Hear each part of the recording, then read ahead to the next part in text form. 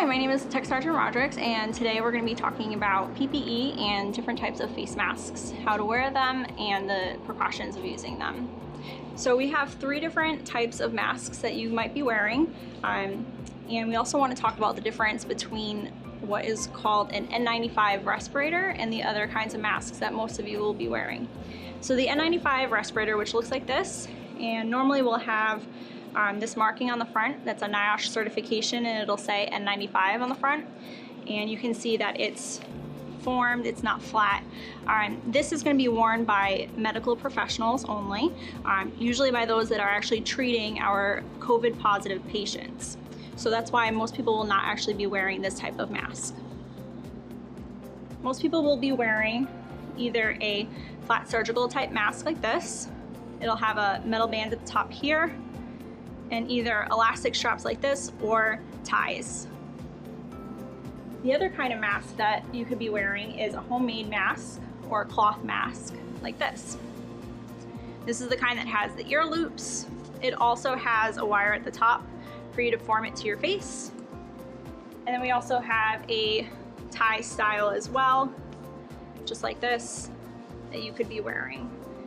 So the difference between all of these is that the N95 is a respirator, and the surgical mask has been approved by the FDA and NIOSH and has been certified to protect the wearer and other people from droplet transmission.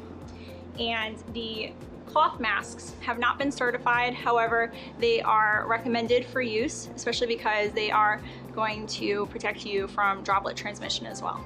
So now Specialist Madeira is going to demonstrate for us the use of the surgical mask. He's going to take out the surgical mask from the box, and he's going to identify where the metal piece is, that way it's facing up. And now he's going to take a Sharpie and write his name on the outside of the mask to identify it as his. Being careful not to touch the inside of the mask as well. You saw how he gently grabbed the edge. And now he's going to grab the mask by the ear loops and put it on. Now with 2 hands, he's going to pinch that nose clip down, that way it molds to his face. We don't want to pinch with just one hand, because if we do it like this, it can cause a gap that won't fit. And then he's also going to pull the mask down a little bit so that it covers his chin, make sure that it fits properly.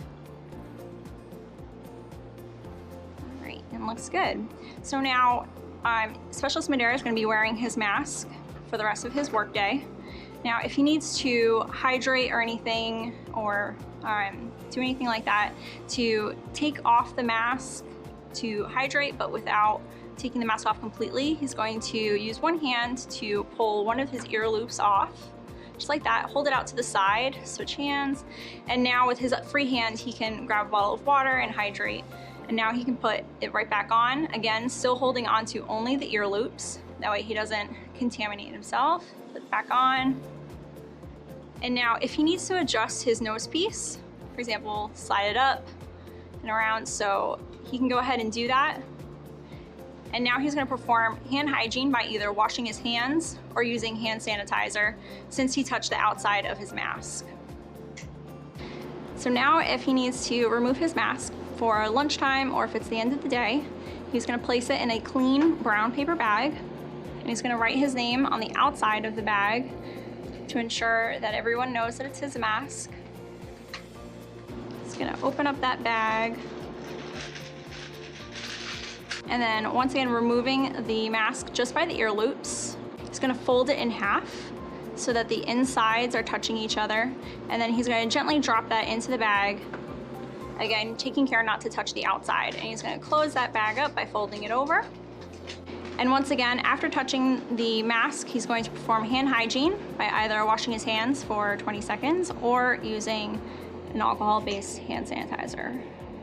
To wear the mask again, he's just going to perform the same process by opening the bag up, taking the mask out by the ear loops, and donning it in the same method.